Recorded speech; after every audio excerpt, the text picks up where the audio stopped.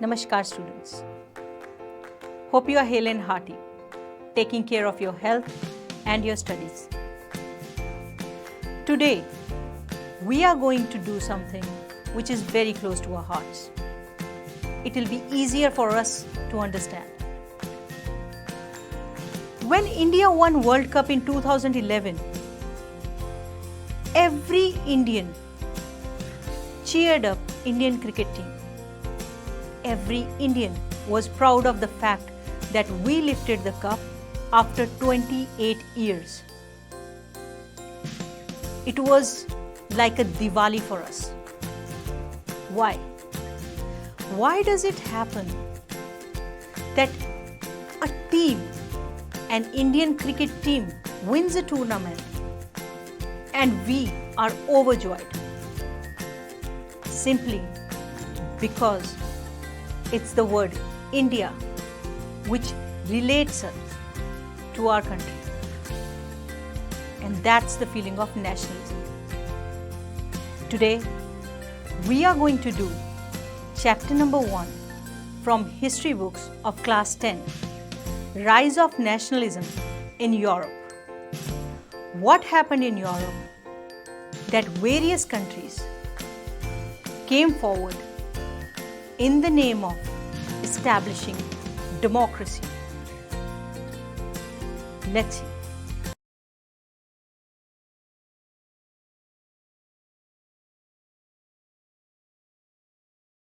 In 1848, Frederick Sérieux, a French artist, prepared a series of 4 prints visualizing his dream of a world made up of democratic and social republics, as he called them. The first print, figure 1 of the series, shows the people of Europe and America, men and women of all ages and social classes, marching in a long train and offering homage to the Statue of Liberty as they pass by it. As you would recall, artists of the time of French Revolution personified liberty as a female figure. Here, you can recognize the torch of enlightenment she bears in one hand and the Charter of Rights of Man in the other. On the earth is the foreground of the image lie the shattered remains of the symbols of absolutist institutions. In Sérieux's utopian vision, the people of the world are grouped as distinct nations, identified through their flags and national costumes. Leading the procession way past the Statue of Liberty are the United States and Switzerland, which by this time were already nation states. France, identifiable by the revolutionary tricolor, has just reached the statue. She is followed by the people of Germany, bearing the black, red and gold flag.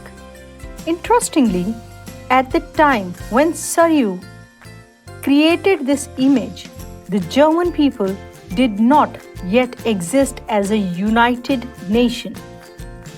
The flag they carry is an expression of liberal hopes in 1848 to unify the numerous German-speaking principalities into a nation-state under democratic constitution.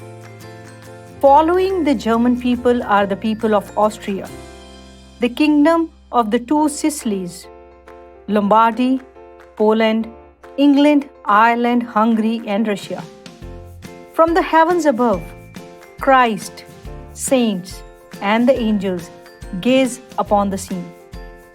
They have been used by the artist to symbolize fraternity among the nations of the world. This chapter will deal with many of the issues visualized by Sérieux.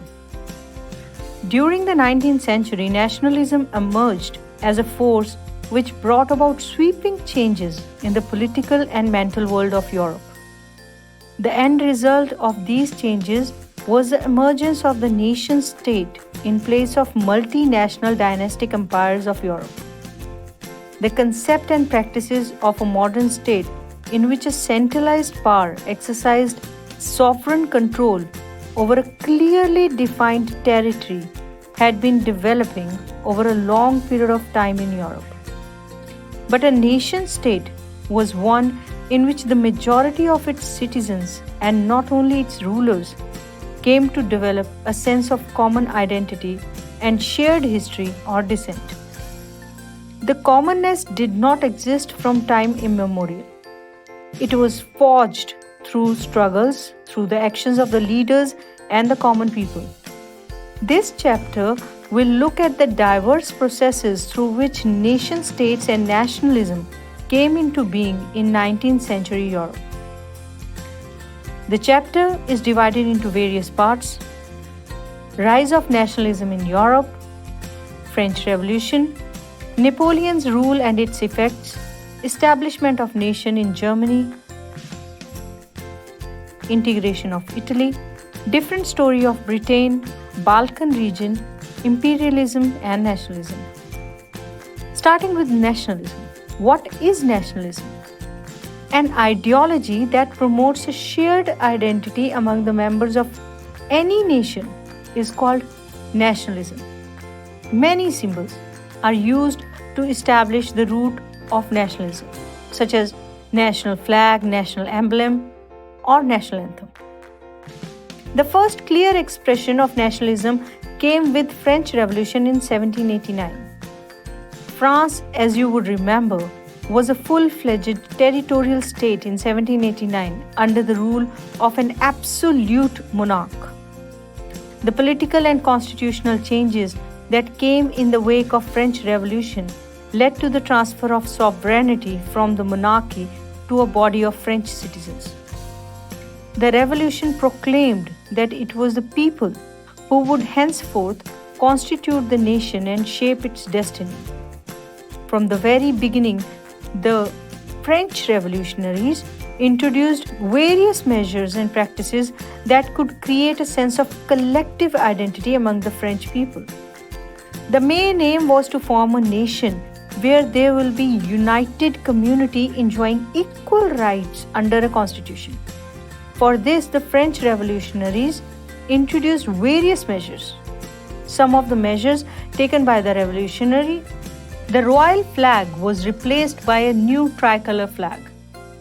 The Estates General was elected by a body of active citizens and renamed the National Assembly.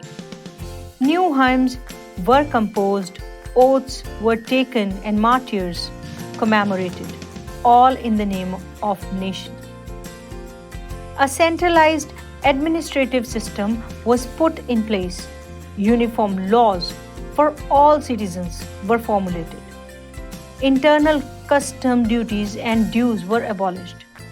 Uniform system of weights and measures were adopted. French was considered as a common language of the nation. Moving on, in the second picture, the cover of German almanac designed by the journalist Andrew Rebmann in 1798, the image of the French Bastille being stormed by the revolutionary crowd has been placed next to a similar fortress meant to represent the bastion of despotic rule in the German province of Kassel. Accompanying the illustration is the slogan, "The people must seize their own freedom." Rebmann lived in the city of Mainz and he was a member of German Jacobean Club. The revolutionaries further declared that it was the mission and destiny of the French nation to liberate the people of Europe from despotism. In other words, to help other people of Europe to become nations. When the news of the event in France reached the different cities of Europe, students and other members of educated middle classes began setting up Jacobean clubs. Their activities and campaigns prepared the way for French armies which moved into Holland, Belgium, Switzerland, and much of Italy in the 1790s. With the outbreak of revolutionary wars, the French armies began to carry the idea of nationalism abroad. French Emperor Napoleon Bonaparte increased nationalistic tendencies both at home and abroad. In France, he unified the law with 1804 Napoleonic Code and boosted morale through military victories. His enemies abroad strengthened their own national unity as they worked to fight Napoleon. Napoleon's most important and permanent work was the creation of the Code of Law.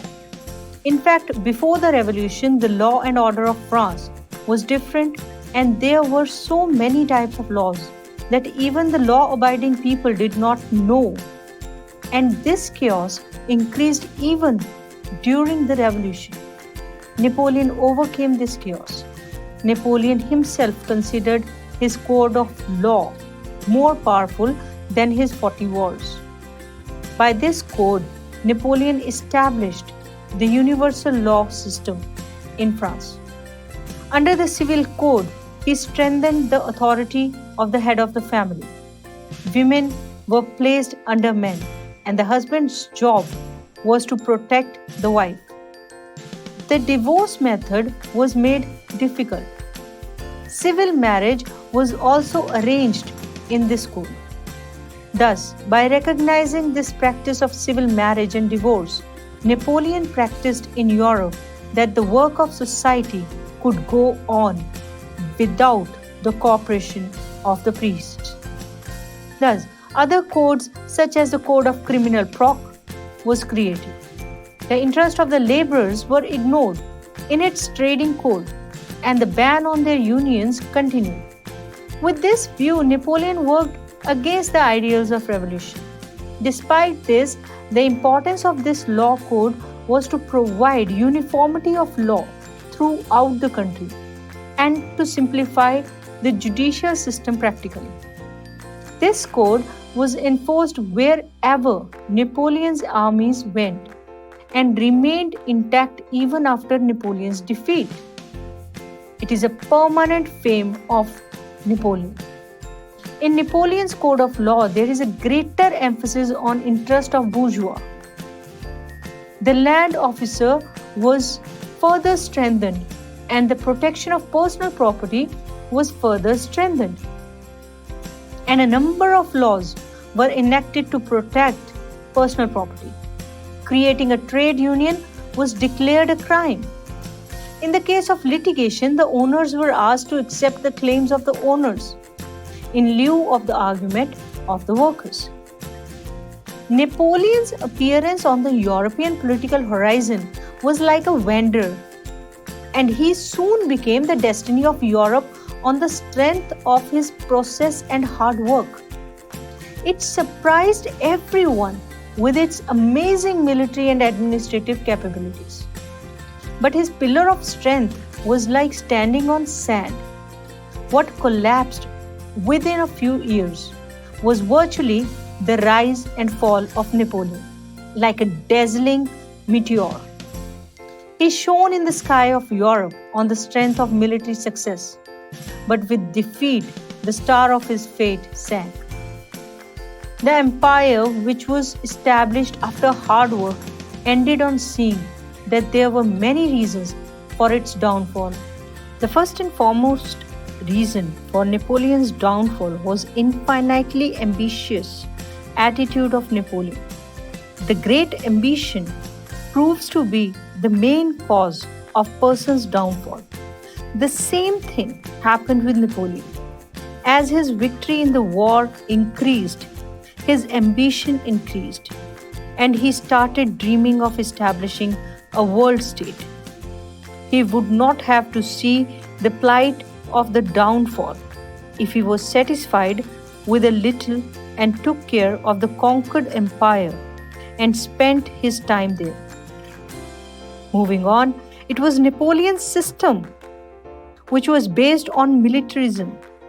His political system was based on militarism, which proved to be the primary cause of its downfall.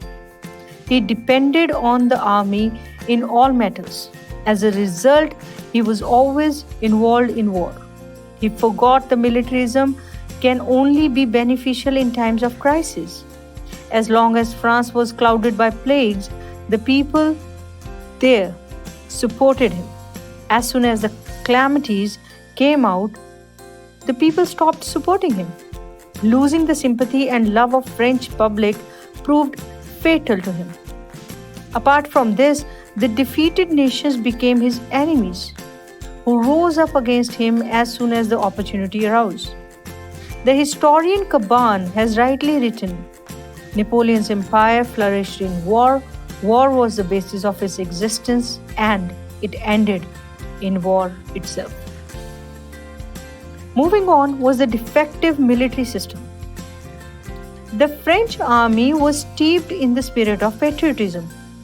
He used to fight for an ideal, to fulfill a purpose. But as his empire expanded, the national form of the army became legalized. At first, French troops were included in his army, but later German, Portuguese or Portuguese and Dutch soldiers were also added. As a result, his army became the army of many states. There was no ideal and purpose before him. Hence, his military power continued to weaken, and this proved to be an important reason for his downfall. There was lack of patriotism in the conquered territories. The territories he conquered were not in the hearts of people, and he had goodwill and love for them. They hated Napoleon's rule. When his power began to weaken, his subordinate states began to strive for their independence.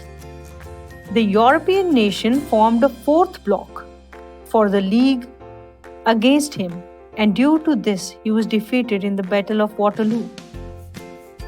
Industrial Revolution. It is said that he was defeated not on the ground of Waterloo but in the factories of Manchester and the iron cladding of Barkington. As a result of the Industrial Revolution, large two factories were opened in England, and England became prosperous upon seeing it. As a result, he was able to meet his army's modern assassin, which proved fatal to Napoleon. Continental system was quite forgotten. He considered England as his biggest enemy. The naval and worldwide trade, the mainstay of England's power, could not end Napoleon's power. So his trade was tried to strike. For this purpose, he gave birth to the continental system. He issued an order that no country can do trade with England, and neither can use England made. This was Napoleon's terrible mistake. This arrangement trapped him in a trap that was difficult to get out. Therefore, the continental system is considered to be the main reason for its collapse. War with the Portuguese. Portuguese had a commercial relationship with England, but Napoleon's pressure forced him to break ties with the England. This caused considerable damage to Portuguese. Therefore, he again established a commercial relationship with England.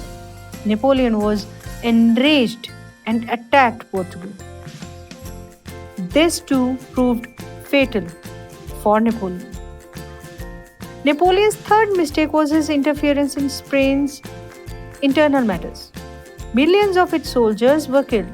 As a result, his position in the world and the war became absolutely weak, which encouraged his opponents. When Napoleon made his brother King of Spain, the inhabitants there were not ready to consider that foreigner as a king. He drove Napoleon's army from Spain. Other countries were also encouraged by that rebellion, and they also started revolting, which made it fall inevitable. If we closely see, in order to throw out Napoleon, countries came together, their citizens came together. That created a feeling of nationalism amongst them. Having a common enemy at times unites you. Moving on was the Russia's campaign. Napoleon heavily invaded Russia, and Russia did not accept its continental system. Napoleon attacked Russia at this. In this, however, Moscow was captured, but it had to suffer great damage. His opponents planned to attack. He had to be defeated in this attack. And last came the organization of the fourth group. Taking advantage of the weakness of Napoleon, his enemies formed the fourth action and the Allies defeated him. He was captured and sent to Selby and was made independent ruler there. But Napoleon could not stay there for a long time. He soon returned to France and became the ruler there. But this time he remained the emperor only for 100 days. The Allies were finally defeated in the Battle of Waterloo on 18th of June 1815 AD. The captured Allies sent him as a prisoner to an island called St. Helena, where he died in 1821 AD at the age of 52. Thus, all the above reasons were directly or indirectly responsible for his downfall. He built his empire through war, and it is also due to this war that his own empire fell. Those elements who built Napoleon's empire also destroyed him. In fact, Napoleon originated as a general, and the wars brought him the throne of France. In this manner, war became an essential aspect of his existence. He also said, when this war does not support me, then I'll be nothing. Then someone else will take my place. Therefore, it was necessary for his survival to be constantly warring and conquering it. But in the context of the war, a universal truth is that war cannot solve problems, and neither is the basis of existence. In this way, Napoleon was taking a long conflicting element. Therefore, when the Allies defeated him and exiled him in the battle, the defeated hero was also forgotten by the people of France. While Napoleon was expanding imperialism, a simultaneous feeling of nationalism was also spreading in the entire Europe. Napoleon expanded imperialism and established his dominion over other countries and made his relatives of Holland, Spain, Italy as rulers. In this way, Napoleon's rule in other countries was foreign, influenced by the spirit of nationalism. It was appropriate for European countries to resist foreign rule in face of presidential opposition. Napoleon's power was broken and he had to fall prey to the nationalism of the people. Continental policy proved suicidal for Napoleon. This system essentially entangled Napoleon in an aggressive war policy, which resulted in disastrous consequences. In the last year of 18th century, Napoleon contributed significantly to the spread of nationalism in Europe. In Italy, Poland, Germany, and Spain, Napoleon delivered the message of Navyu. The invasion of Napoleon started a new chapter in Italy and Germany. He established an organized and uniform rule throughout the country. This led to the idea of nationalism there. The spirit of this nationality gave Germany and Italy a real and political form by taking them out of the limits of mere geographical expression, which paved way for the unification of Italy and Germany. With this, we come to an end of the first part of this chapter. Till now, you have studied how French Revolution sparked the rise of nationalism in Europe, how Napoleon Bonaparte laid a foundation for the rest of the world. In our next video, we'll be taking care of the various events which followed hereon. We will analyze what we have learned from this video. Let's do it. Alright, so now I'll ask you a question and it has 4 options. You have to find the correct option. Question number 1. What do the saints, angels, and Christ symbolize in the utopian vision? Equality among people, fraternity among nations, freedom of nations, resentment against nations. Correct answer, it is fraternity among nations. Moving on, which one of the following types of government was functioning in France before the Revolution of 1789? Was it democracy, military, body of French citizens, or monarchy? Very right. The type of government which was functioning in France before the Revolution of 1789 was monarchy. The French revolutionaries declared that the mission and destiny of French nation was to conquer the people of Europe, to liberate the people of Europe from despotism, to strengthen absolute monarchies in all the countries of Europe, to propagate the ideals of liberty, equality, and fraternity in every part of the world. The French revolutionaries declared that the mission and destiny of French nation was to liberate the people of Europe from despotism. The Civil Code of 1804 in France is usually known as the French Revolutionary Code, Napoleonic Code, European Imperial Code, or the French Civil Code. The Civil Code of 1804 is known as Napoleonic Code. The Napoleonic Code was exported to which of the following regions? England, Spain, regions under French control, or Poland? The Napoleonic Code was exported to regions under French control. Alright, let's fill some blanks. The Civil Code of 1804 was known as the Dash Code. We have just done it earlier. The Civil Code of 1804 was known as Napoleonic Code. In 1848, Dash, a French artist, prepared a series of 4 prints visualizing his dream of world made up of democratic and social republics. Frederick Surieu. During the 19th century, Dash emerged as a force which brought about sweeping changes in political and mental world of Europe. Nationalism. The concept of nationalism led to emergence of the Dash in place of the multinational dynastic empires of Europe. The concept of nationalism led to emergence of the nation state in place of multinational dynastic empires of the Europe. Hope you liked the video. We'll be back with part 2 of this video. Till then, take care of yourself, stay safe, stay healthy, keep reading. Namaskar.